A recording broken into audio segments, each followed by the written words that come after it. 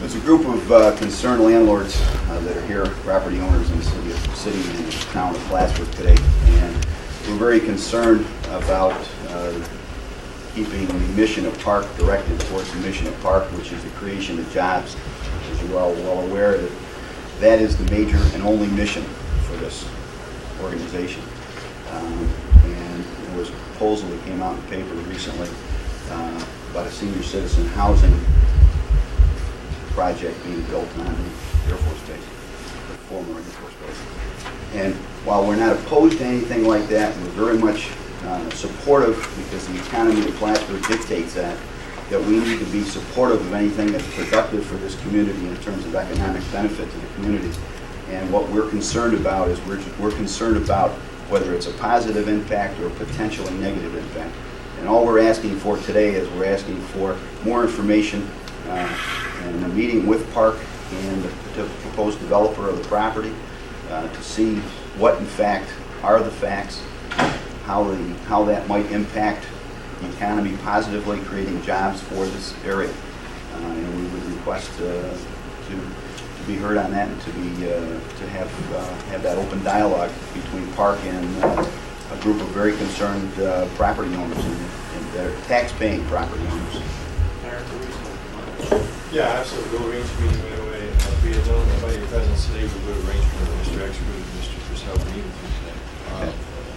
Just so that you all understand the exact status of the project, PARC has granted Mr. Expert and Purcell Construction Company, frankly, a very flexible option on some property at the end of the Oval. They have not made their plans final yet because they're in the process of feasibility studies themselves. In fact, I think they've announced a couple of dates, a week or two from hence, to do some focus groups.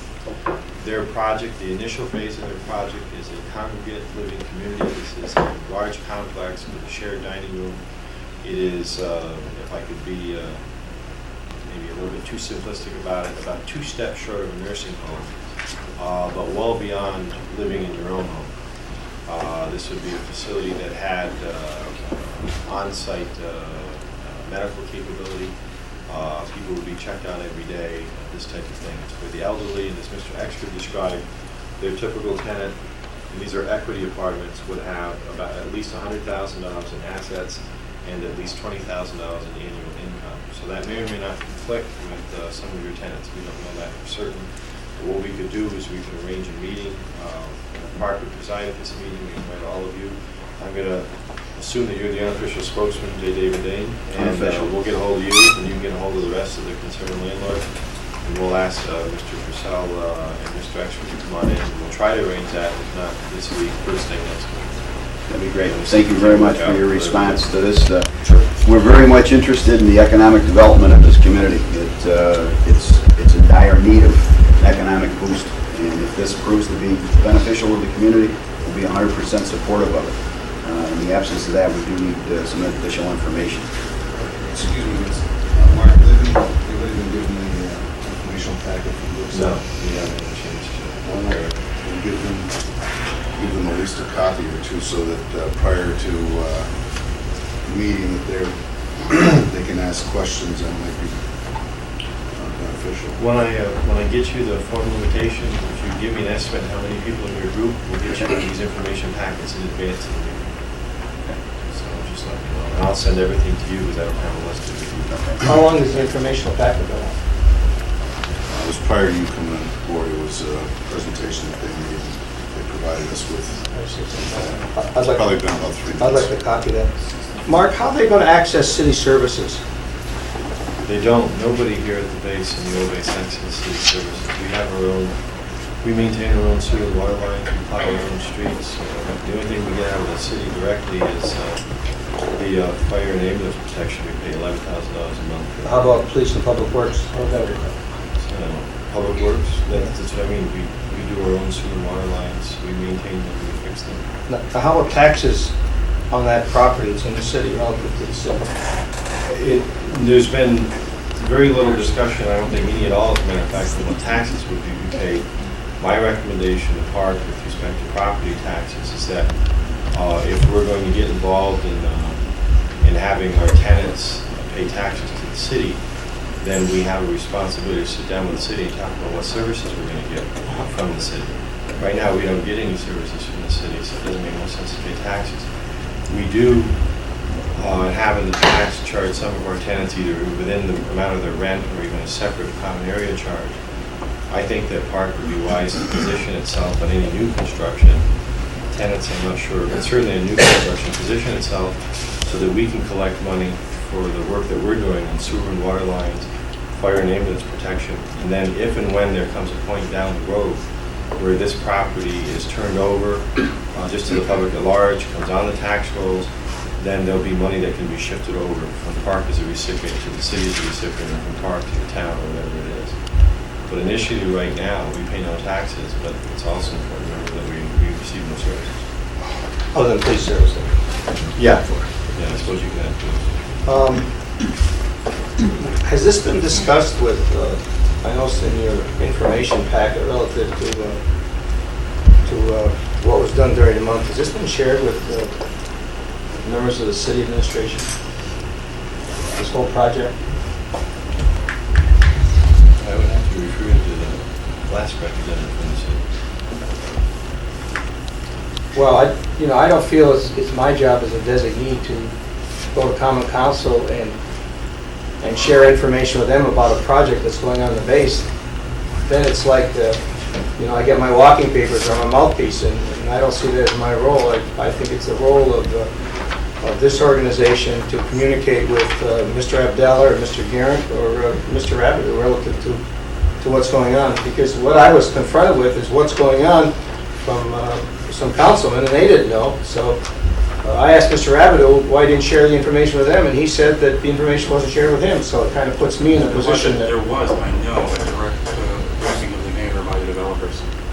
And I know that developers have been in regular contact with Rosemary Scoopmaker and Joe Abraham in the City Community Development Office to discuss utility issues and zoning issues and all of the other issues around this. Now, if that isn't being conveyed to the City Council, perhaps there's a communication problem within the city. At this point, though, we are still on the agenda where we're welcoming public comments and questions, and I'd like to get back to that. We'll defer further comments on this. Any other comments or questions from the public? Being none, move on to two of you will get in touch with each other. I want to take this opportunity to at least comment briefly, I believe, on behalf of the board, to compliment Mark and our staff on their performance during the recent travails and ups and downs and negotiations with our major aviation prospect who slipped the hook through no fault of ours, our staff, and I believe PARC and this community and the state of New York in particular. Also, I think behaved brilliantly during this process. The Press Republican really got it exactly right this morning. We proved that we are able to compete and deal on a global stage and do so effectively. If we can do it once, we'll do it again. We've heard for years in North Country, why don't we go after the big fish? We never go after the big fish, but we did. We got one in the boat. Somebody else took it and threw it over the side on us. You can't help that happening sometimes, but we prove we can do it, and if we can do it once, we'll do it again. Try not to use the word fish. Not to use the word fish. But compliments to Mark and all the staff here at PARC and the state, everybody that was involved, really for a job well done. Because it's easy to dwell on the disappointment and not say thank you for all the work that they went into almost making it happen. CEO's report. Thank you. Thank you for the nice words to ensuring our staff. We have a relatively short meeting today because as we do have a meeting at 10:30, it's not mandatory for the board if you'd like to sit in on it. I'll be sitting down with Mike Saran, the Green Housing Committee, which you know, through the McKinney Act, they obtained rights to one of our dorms and I believe 3 of our 6 plexes. And Mike's asked for some time, at least our staff and the members of the board could attend, to fill us in on the status of the project, to air their concerns and priorities. And that's scheduled to begin this morning at 10:30. So if you wish to stay on, you're more than welcome to. In no special order, you have the reports from the various departments. I'm going to highlight a couple of things. First of all, I'm very pleased that our finance department has already filed their preliminary application to the Economic Development Administration for funds which could be used to renovate some of the buildings out here. That was just filed. This would be for the 97-98 federal fiscal year. Although the application is always strengthened if you have the potential tenant, EDA funds cannot be project specific. We think we have a strong application, and we'll be keeping you apprised as to the progress that's being made on that. Also, if some of you were caught by surprise, I'd like to apologize. As you know from our previous meeting, we were working on some sort of a Labor Day or Labor Day area celebration or event out here. It has evolved into a concert with a fellow by the name of Joe Walsh. I'm convinced I'm the only person in my country who did know who he was. He used to play with a band called You Didn't Know Either, I feel fine. But poor Robin was in the process of getting this set up. I don't think that we hadn't even signed the contract when things kind of leaked out. And so we decided, as much as we could, to notify all the board members and went ahead and released the plans. But we do have arrangements in place to have a concert out here in the Oval. This will be a rather modestly sized concert. We're expecting somewhere between 3,000 and 5,000 people. And again, this is part of our ongoing effort to bring special events to what we think is a fairly nice venue, and our way of assisting the merchants in town who benefit from these types of things. So more about that later.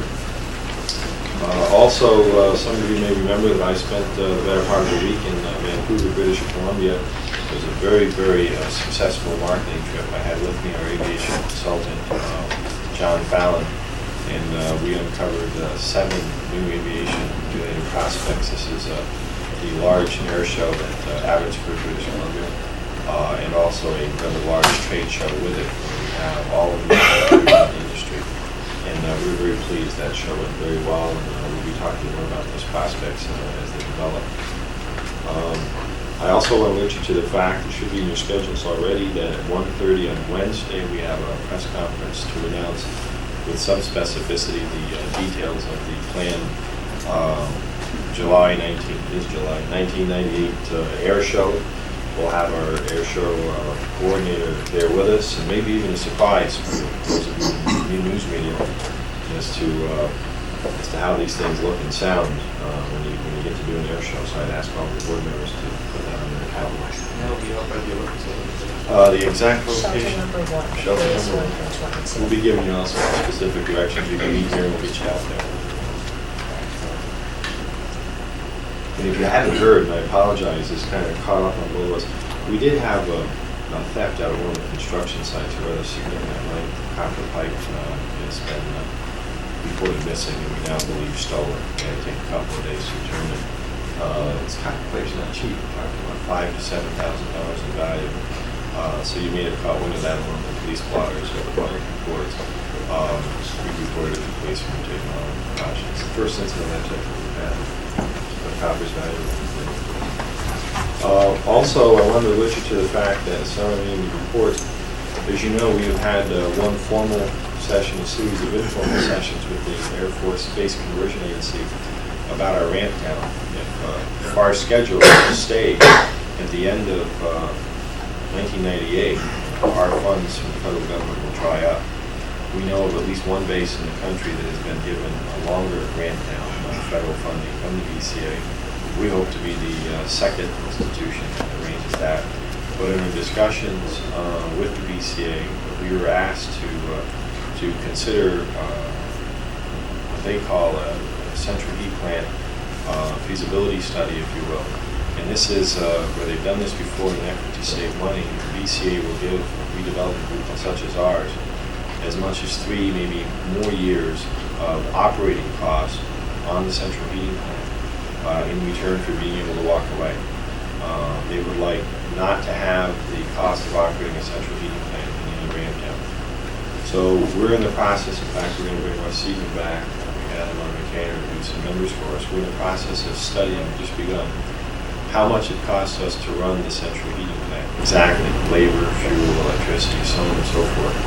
And is it feasible to do as the Air Force has proposed successfully in other communities, to accept a check from the Air Force for 3 years of operating costs in return for becoming independent.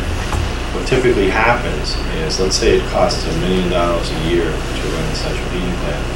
The government would give us a check for 3 years or $3 million, or at least 80% of the $3 million. And then they say goodbye, and then we're on our own for fuel, electricity, labor, and everything else. And what's happened, for example, out in Loring, Maine, I believe they did this.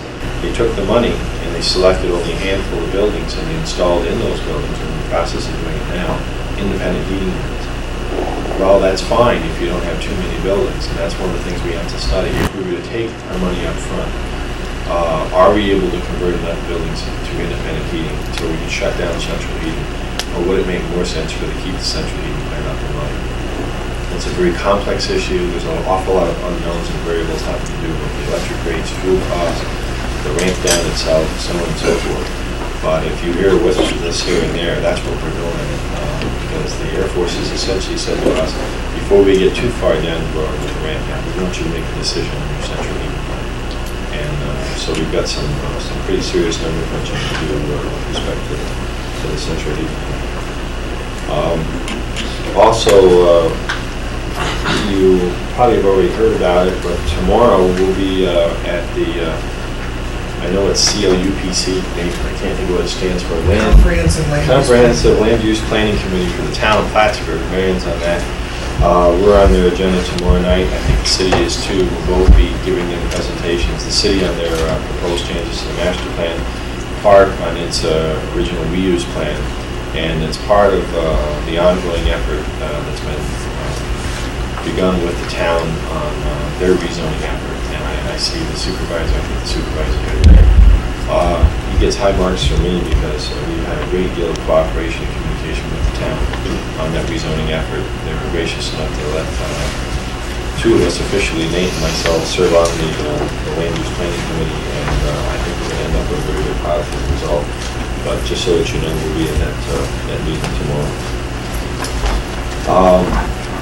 In executive session today, I would like to take some time to go over a number of prospects that we have, so that we share our confidence in the fact that although you lose big fish, there are a lot of little ones out there too, and we have actually, for months now, worked very, very hard to generate more prospects, and today I'm going to take a little bit more time than usual to go over probably about half of the 2 dozen prospects, 2.5 dozen prospects that we have, to let you know what their exact status is. And that is all I have today, except for the ability to discuss some pending real estate matters in executive session. You had, where I asked earlier today, some questions about your report. The utility master plan relates to some over here in regards to where is that all at? Major chunks. Who's involved? We've had the draft portions of the water, the sewer, storm sewer, and the sanitary sewer for quite some time. Friday afternoon, I haven't even opened the package yet. We've got the telecommunications portion, so I think by the end of this week, it'll be reviewed. I assume in the production of this draft report that there's some active contact with both city and town public works departments. We had a kickoff meeting early on, and we'll have another meeting as soon as we muddle through the telecommunications portion that we just received. So I would expect that to occur very quickly. That covers water, sewer.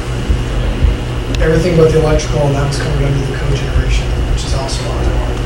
Correct me if I'm wrong, I believe we invited representatives from both the city and the town to sit in on that. From the Yes. time we selected, I'm not sure the level of participation, but I know time to involve us. Town had a group of Alsfinger was the head vendor, In the city. and the city also John, environmental engineer. John Ruff. John Yes.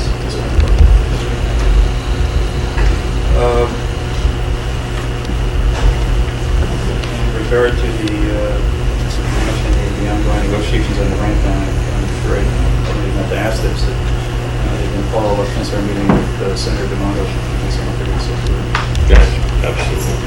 We're still a little bit earlier to be able to give you an exact detailed proposals, mostly because of this diversion of the central heating plant question. That's kind of Any other questions with regard to I'm working about that same thing with Senator Bond with the FAA. Yeah, with respect to this other company, yeah, we're going to cover a little bit of that in a private session because Has he been able to move forward though in terms of your request with the FAA? We haven't asked the center to actually talk to the FAA yet, for a variety of reasons, which they have to do with some of our concerns. So we're holding them up. Any questions, any reports? Old business. New business. I will mention under it's old business or new business that the workforce task force that we developed here at PARC continues to work. It was never exclusively for the NUCO big prospect. There are issues out here to be dealt with regard to workforce and in the community at large that sometimes it takes something like that just to get everybody in the room to talk in ways should have been doing anyways. It takes something to spark everybody to do that. And one of the specific projects that came out of that committee that felt needed to be done was the production of a quality of life workforce recruitment video that all of the employers and realtors and others here in the area could use. That has continued right on track. We managed to hit the target in terms of necessary sponsorship contributions to fully fund that. Production's underway, and we expect a first rough of the production to be done by the end of the month. We'll be able to finalize that during September and have it completed. So that is right on track, and will be something, another product that Spark has been enjoying that would be good to have if we need to do anything. Anything else? Just a quick comment. I want to take a minute. Your comments earlier in the meeting were very appreciated. I hadn't realized that failure like that can sometimes make you popular, but since the loss of our big tenant, I've received more letters, phone calls, emails, and faxes than I ever dreamed of receiving. All of them wishing PARC and the staff are well and encouraging us to continue the struggle. And I just want to say publicly how heartwarming it was to get all that mail and those faxes and phone messages. There's a lot of people out there that believe in the mission that we've staked out for ourselves, however difficult. And I do want to recognize it. It was very nice.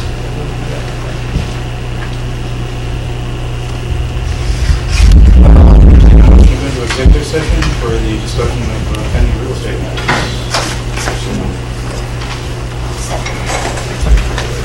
Take about a 10-minute break, and before we do that, we always just one more chance here, any public comments before we leave. Thank you. Thank you.